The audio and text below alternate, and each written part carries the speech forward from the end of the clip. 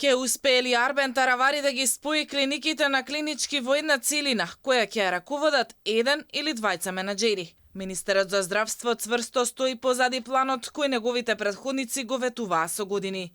Таравари најави дека во првите денови од септември ќе ги седна на маса раководителите на клиниките за да се направи анализа и да се бараат решенија кој и како да раководи со најголемиот здравствен центар во земјава. Сега од 2 септември ќе имам советодавно тело во Министерството, со кое што ќе го започнеме и процесот на интеграција. На интеграција, кога велам, на интеграција на клинички центар, и тоа ни стоеше во програмата, е ветување. Значи да немаме 32 клиники во клинички центар, кај што има по 5 членови на управен одбор, тоа се 160 членови на управен одбор, туку да биде еден клинички каде, како секаде во светот, и да има еден директор или двајца директори или борд од директори, ќе видиме најдобро можно решение. Инаку сегашните 30 на медицински исто толку организацијски директори, како и управни одбори во секоја здравствена установа на клинички или околу 200 функционери, граѓаните ги чинат околу 1 милион евра. Речи се сите министри последните 7 години најавуваа дека ќе ги укинат организацијските директори.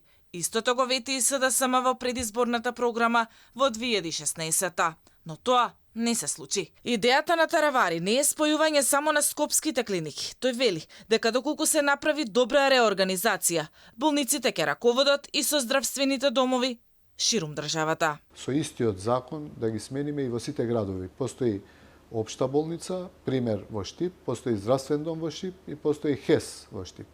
Ние ќе одиме сега во интегрирање на комплетно тоа, во секој град да има една јавна здравствена установа која што има, потоа ќе има шефови за примарно здравство, за секундарно здравство, за епидемиологија и превентива. Инаку, пред само неколку недели Министерството за здравство заедно со владина одлука ги разреши организацијските директори во јавните здравствени установи.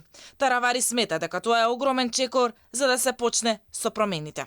Со оваа одлука за најмалку половина милион евра ќе биде побогата здравствената каса за една година. Оваа заштеда е само од укинување на функцијата организацијски директор, а во иднина нема да има трошоци за секретари, службени возила, телефони и патување во странство, што досега ги користеа овие функционери.